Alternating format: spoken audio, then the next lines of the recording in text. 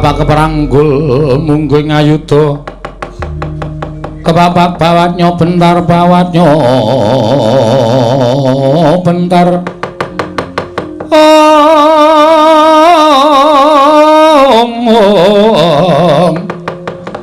terus sing digoleki kowe kok wah jan aku ora iso omong to nek goleki aku ora ana pokoke didum nyambut gawe didum wong loro kok aku muni ora ana aku ngapusi ora apa-apa aku dosa tak sanggane ya Petruk ora ana kowe mbudheke aku kowe guneman ning kono mau karo Petruk aku krungu tak kandhani wah Truk krungu ora ana wong tak pancal laine ora omong nek iki swara radio oh iya suara radio ngendi kanca tani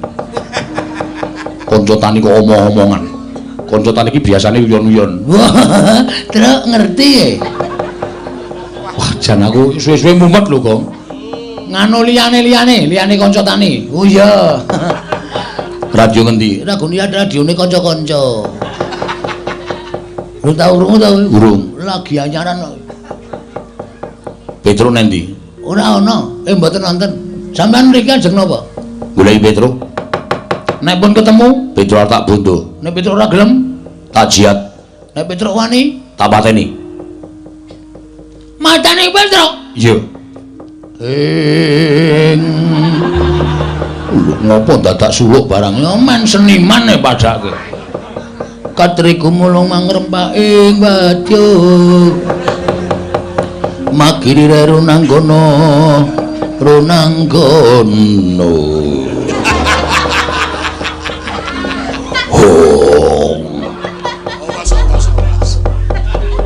suluk ora pethoke kok sing penting wani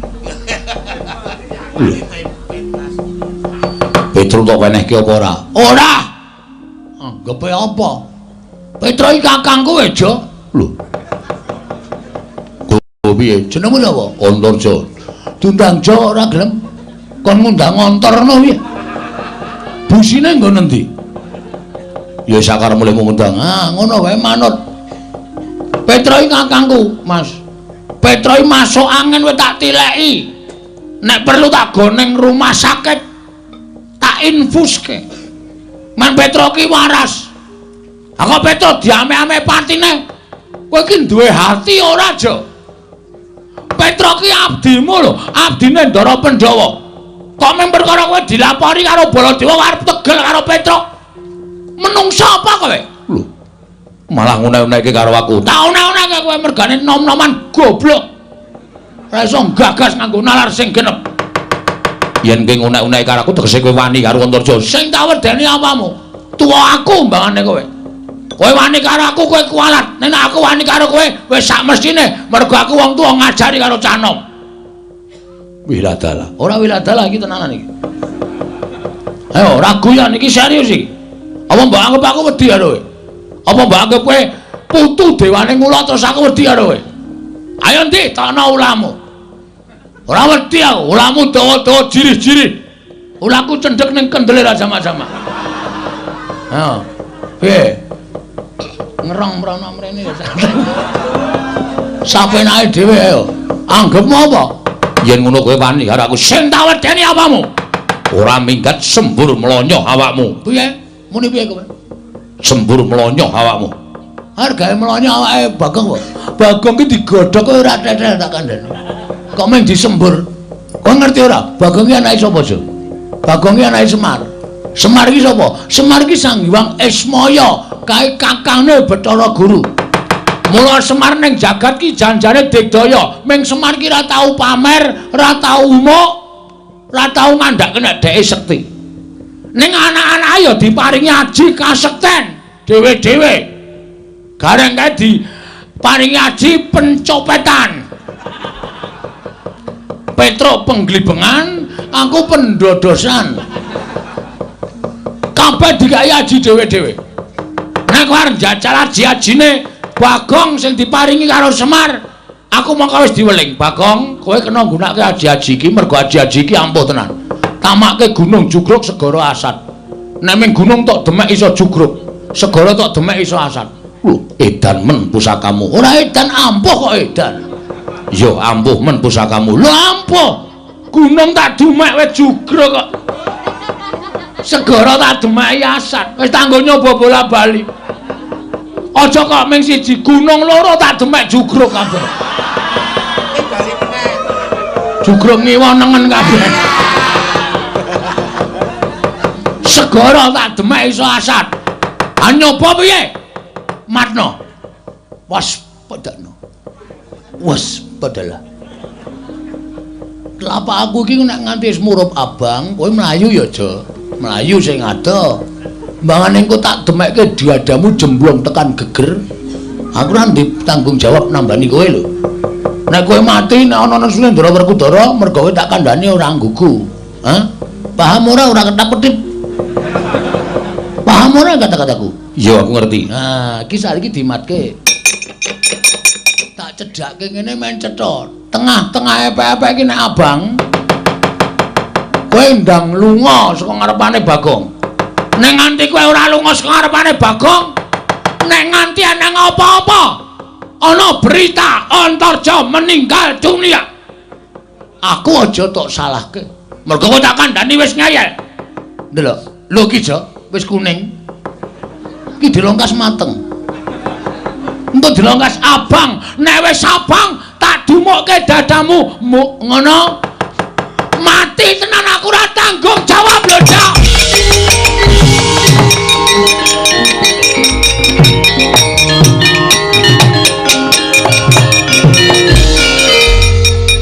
Tok apake, Gong? Tak apusi. Kok saka kono kaya bengok-bengok banter banget. Ae. Lha ngapusi piye? Tak apusi epek-epekku ki matno, abang apa ora? Kok glelek duwe epek-epek abang barang. Apa tekan sesuk sore ya ora abang-abang.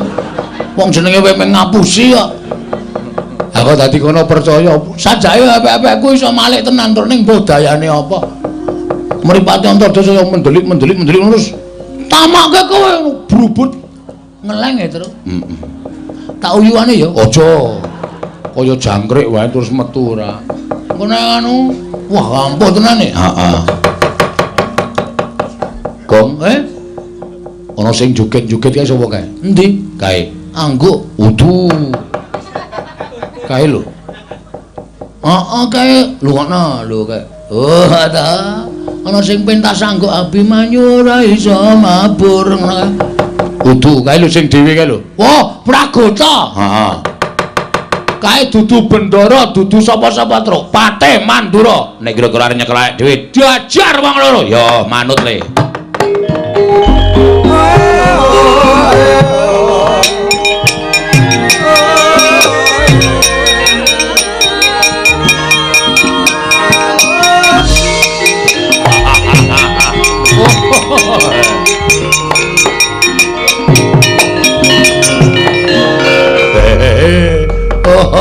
Laidan Petro nggih Ndara Pragota ya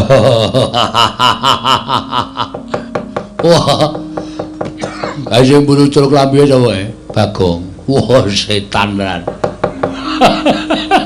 buaturan ditata krama nganggo trening abang letheke ra jamak-jamak taleni kolor putih kaya awake api-api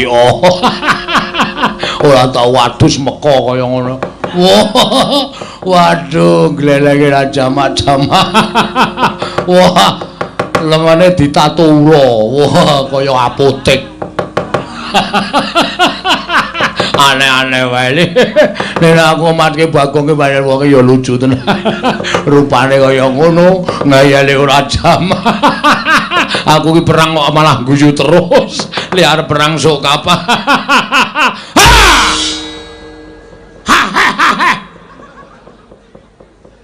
Ora getak ngono to, mancrawet kowe. Ki menungsa ya padake apa? Wah, anggere sing guyah-guyah bandem batak raimu kowe. Nesu. Nesu. Getak ya ora galak malah lucu. Untune iki dijabutke. Wong getak kok untune sama Untuk mar potol Bagong. Heeh. Kok dijabut kanggo lho. Kanggo apa jenenge? Benang kae lho. Benang taleni terus kon narik cah cilik. Tau tak coba copot sak gusine, Nduk. Ah gusine apa pasangan apa piye? Ah karang ya wis tuwa. Gusi ki ra ya. Aku kulino dinggo. Heeh. Dadi kendho gusine. Ndara Pragoto, ya. Ajeng napa? Nyekel kowe. Wah, cekak aos, Truk. Heeh. Langsung wae. Cekelen nek gelem tak jotosi ngono. Cekelen nek gelem tak jotosi. Wah, lah setan, kowe demit. Kowe demit. Wani karo Patih Mandura. Sing tak wedeni apamu? Sing tak wedeni apamu? Wah, ora minggat no candak mergane patimu. Kene, mergane kowe rasa omong terus. Aku tak omong dhewe. Ya, ya ora nesu, Truk. Senyum to, moh. Allah, senyum. Untumu ku lho dicabut ku lho. Ngomong kiwir-kiwir ki ra risi wae. Ora malah apik kaya kanggo meng iso ngono kuwi. Mbok nek kelek mbok men malah ra wareg selawase mati dari aku pangga tak ayoni Ndara Pragoto.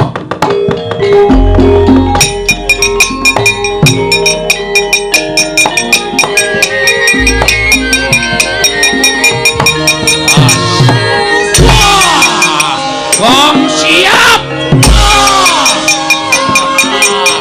Ayo terus. Yo.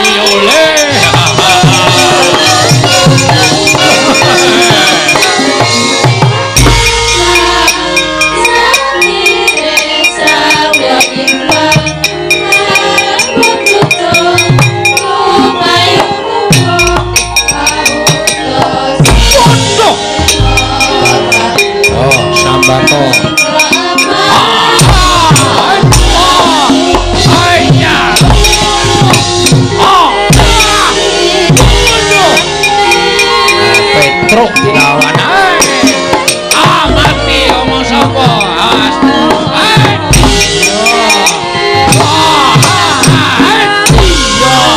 awas ten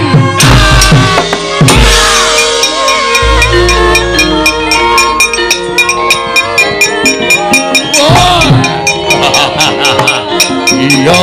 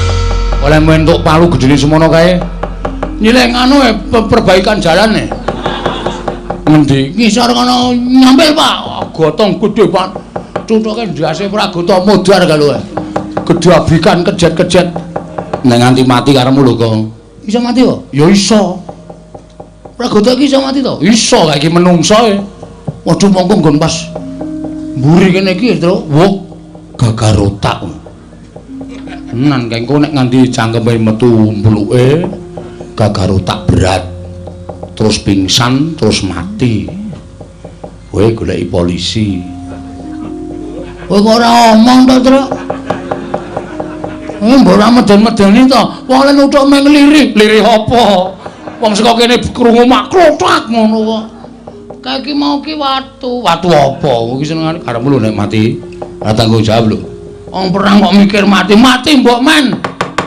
wis ora bakal pikir modar ya wis Petro porongan bangun ora minggat saka negara Ngamarta glandang negara dadi mati kuwi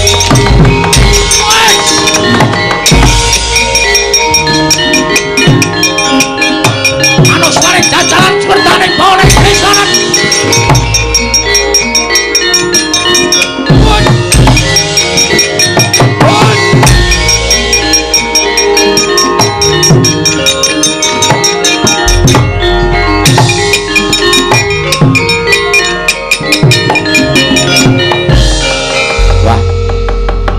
untung ceket-ceket ta. Sinuwun Mandura tak rungokke lah kok duka yae sini Petro kanong para klaminggat saka negara Ngamarta glandang nenggala. Brubut melayu. Waduh.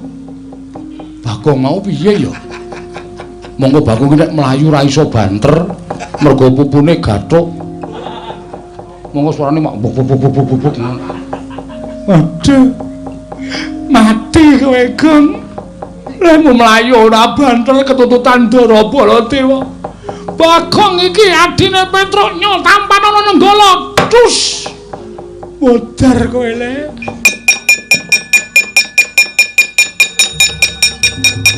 Lho. Iso slamet, Gong. Asem aku ngojek e. Lho. Ngojek? Ora iso mlayu kok.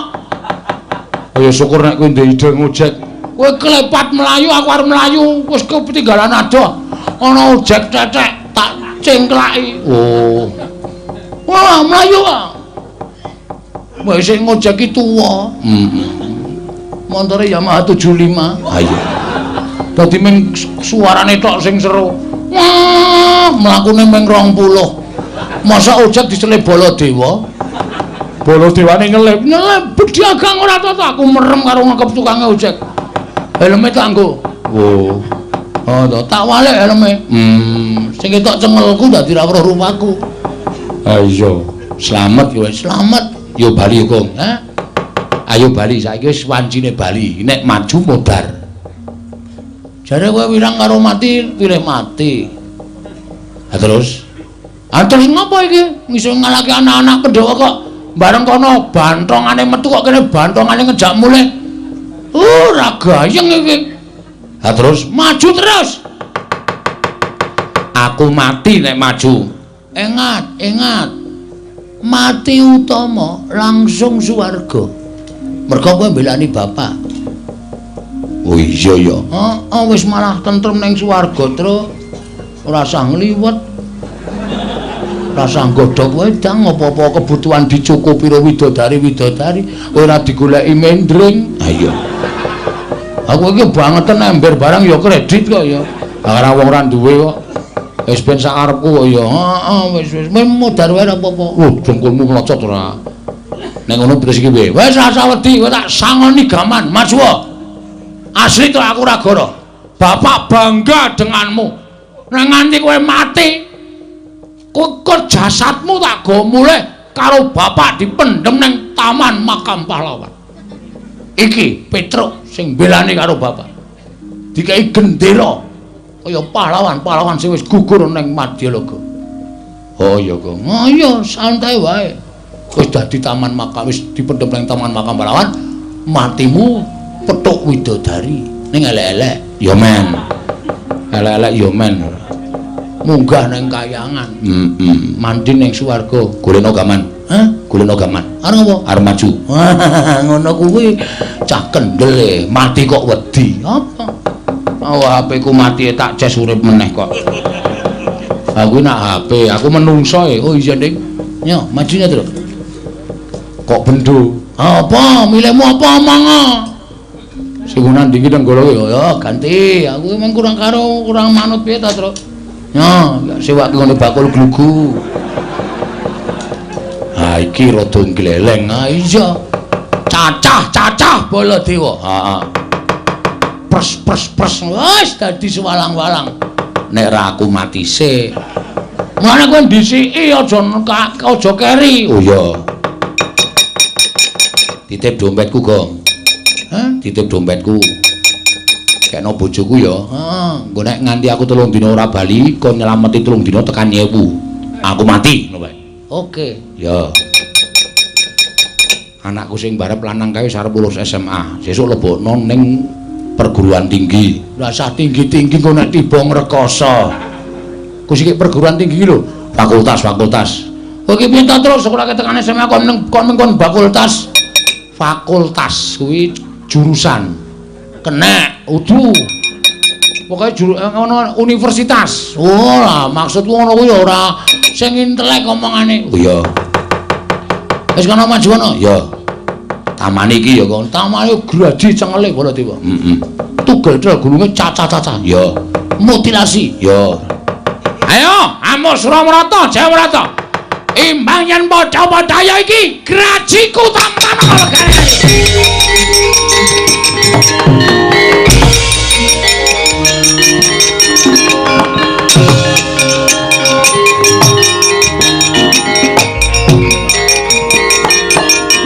Wah!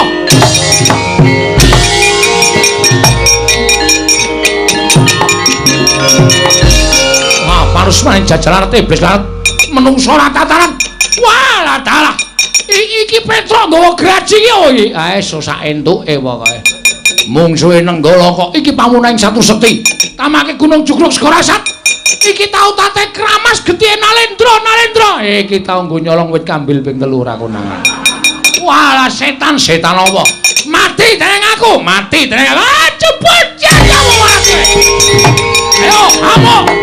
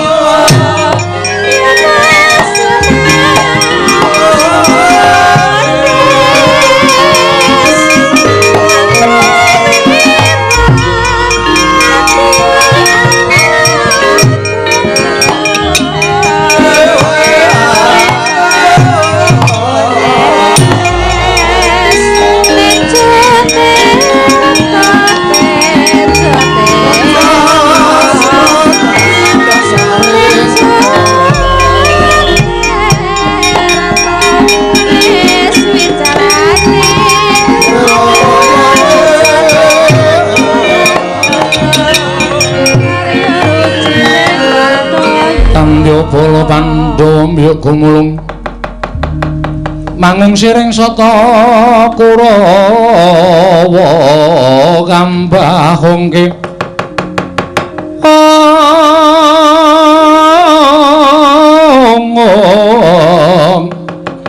kambahung mungke Surakati merut layut sagung ratu. Oh Yai kula nyuwun pangapunten sewu-sewu rapatanipun ingkang raka tadah wadana ngantos kula mboten saged amam bengi kamurkanipun Koko Prabu Mandura wekasan mboten saged dipun silaki dados sing panca bakah antawisipun Petruk kaliyan Koko Prabu Mandura Koko Prabu Mandura mboten saged angampah mubal babaling karepson wekasan ngeliga Kyai Nenggala Petruk kenging Kyai Nenggala kendang kapracondang kuntal kaprapal samangke mboten dipun mangertosi wonten pundi papan pernahipun Petruk tasih gesang menapa sampun pejah Koko Prabu mestinipun mboten mekaten lampahan ingkang dumados ngelingi bilih Petruk menika Panakawan Padruka piyambak Yai sajaipun Petruk ngiwi-iwi dhateng Raka Mandura kasengaja ndudul kamurkanipun ing Raka Mandura wekasan kula mboten saged ngampah mubal babaling karepson Petruk ing Kyai Nenggala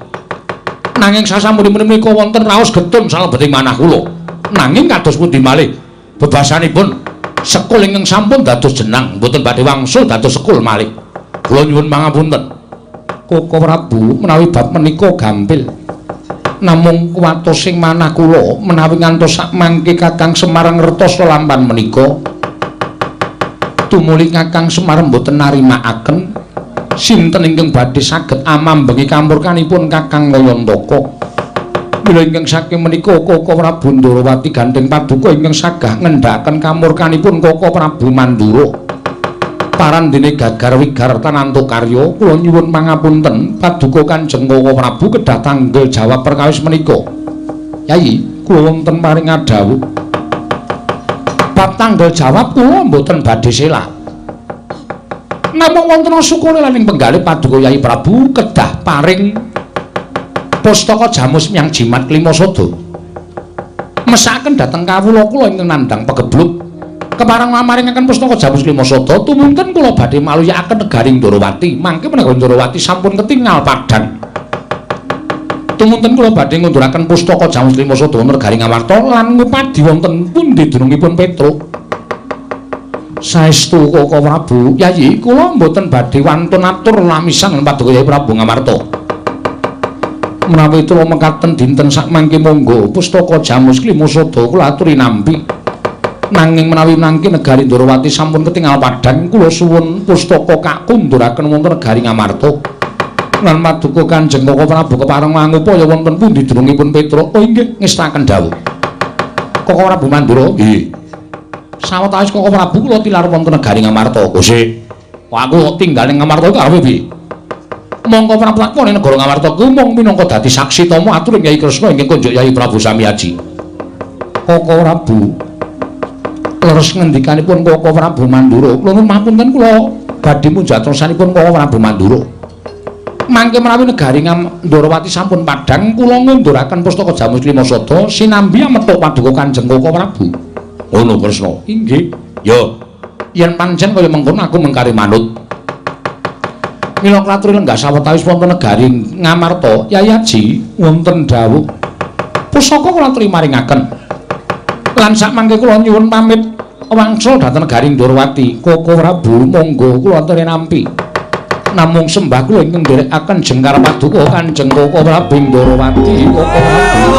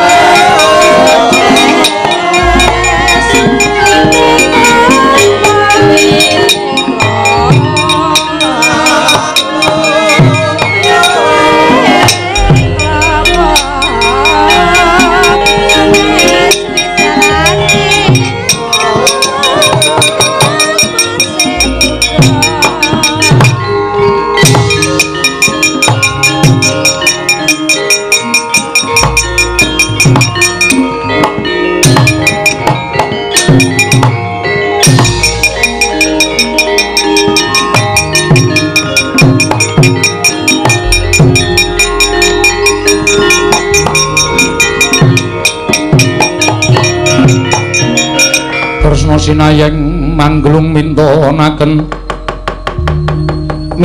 Dewi Kramanira kanggo mitiraning asta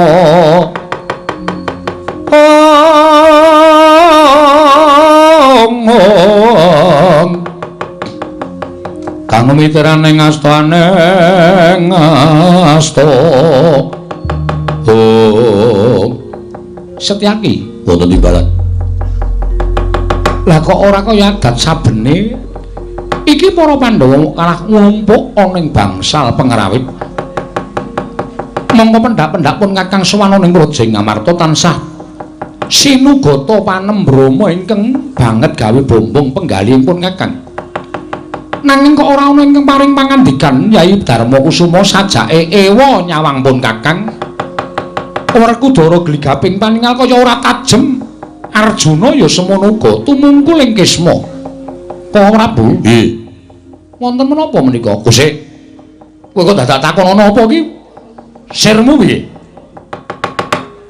lagi wayahe Prabu Ndarawati mungkur saka negara Ngamarta nalika semono kowe sowan ana ing Praja Ngamarta nganti kalawan pun Kakang tok dadekke saksi tama bakal atur Risyadi kunjuk Yai Samyaji ngandhake enten negara Ndarawati ketaman pegebluk mula pun Kakang mbok kanthi dadi seksi nggone Risyadi bakal nyuwun kampil pustaka Jamus Klimasada barang Risyadi nampa pustaka Jamus Klimasada pun Kakang tok tinggal ning kene alasanmu engko yen wis negara Ndarawati katingal tentrem aku tok pethuk saka negara Ngamarta lah kok saiki kowe bali mrene iki arep piye ya aja gawe bingung atiku lho Kresna Setyaki wonten timbalan wis kecandhak saiki barengipun iki mesti ana Surya kembar mboten ketinggal wis tak uruse dhewe kok rasa melu-melu Setyaki nggih ngatus-atus kok Prabu Yayaji kula nyuwun pangapunten paduka Yai Samyaji kula aturi lenggah ingkang langkung sekeca Werkudara tentremna rasamu ya ora usah bingung kok Prabu nggih mangke kula ingkang badhe narbuka lampan menika tegese piye kula aturi lenggah prayogi Arjuna wonten paring adhawu perangan ingkang padha lenggah ning kene iki ora ana sing tak percaya kejaba mung Syadi merga jagat iku wis dadi paseksen Wisnu kuwi bibelah dadi loro. Ingkang separo mapan angganing Nata Ndarawati, ing separo mapan angganing adiku Madukara. Mula upama pun Kakang kuwi kembang Siadi sarine, pun Kakang kuwi geni Siadi urupe. Dadi ora iso dipisahake. Janaka wonten dawuh. Marata nggunakno permana jati. Gunakno netra batinmu ingkang cetha Yayi. Sawangan pun Kakang. Pun Kakang ing nggawa pustaka Jamus Klimasada apa dudu Janaka Koko Prabu kepriwasan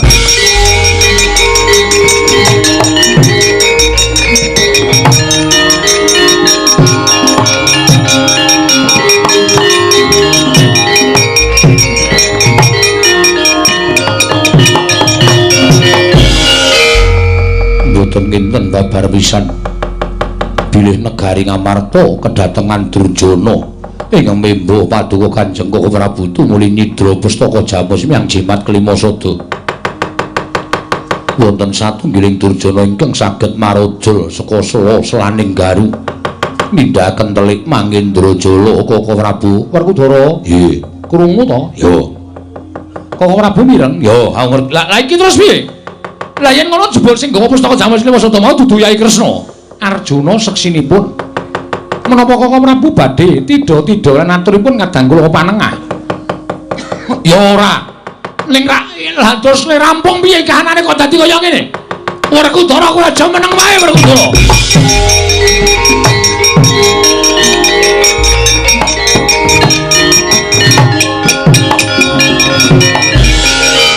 Kresna kakangku wit biyen mula Werkudara ki nggone wong wutuh apa anane najan kanthi pawadan kowe nggunakake Janaka mbok nutupi awakmu nanging Werkudara percaya karo paningalku dhewe ilanging pustaka Jamus Klimasada diboyong dening wujuding Kresna mula baline pustaka Jamus ya saka kowe ora ya saka kowe yen nganti ora iso mbalekke pustaka Jamus Klimasada aja ngaku kadange tuwa para Pandhawa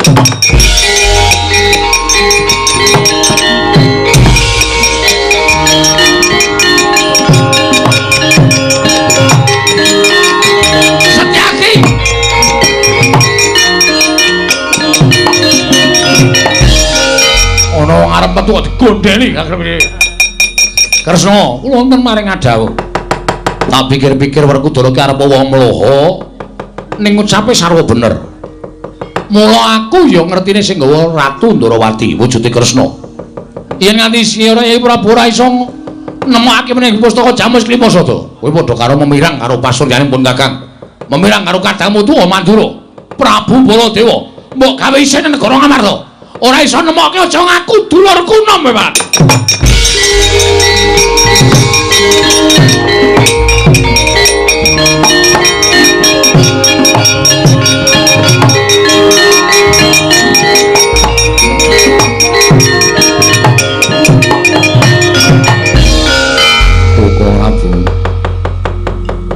Dados pundi lampan menika wis-wis ora dadak digetuni. Saking lakon kuwi adile mung dilakoni, inggih. Penandang kuwi adile mung disandang, mbok menawa wis dadi lakoning Nata Ndarawati lan iki wis dadi sandang aku. Tak nggone Janaka ora usah kuwatir. Inggih, nanging pustaka Jamus Klimasada ical, ilang kuwi ora iso digoleki to. Waton sinartan pambudidaya, menungsa diwenehi akal, pikiran kuwi dienggo budidaya. Inggih, ora kok menggo wangun-wangun, inggih. Semono uga Janaka tak jaluk sesuk meneh sing tanggap ya Yayi bareng paduka. Semar kuwi samar, kae ora iso digagapi nganggo. Ya kuwi nalar sing ganep. Kakang Semar kae panjalmaning dewa. Kae weruh sadurunge winarah. Mula sejatine iki mau utusan karo Petruk merga Kakang Semar ngerti yen to negara Ngamarta kuwi ketaman mendung. Ora suwe meneh mesti dadi udan. Mula Kakang Semar budidaya dadi pepayung ning tinemune Pandhawa ora tanggap. Samengko mendung wis dadi udan, malah wis banjir ana negara Ngamarta bareng paduka. Ayo budal ning Karaka Dempel. Wonten menapa nyuwun dawuhing Kakang Semar. Lan nyuwun pangapura dene para Pandhawa kurang tanggap. Kok ora bungestaken dawuh karo pun Kakang bareng semonggo kula dherekaken Prabu.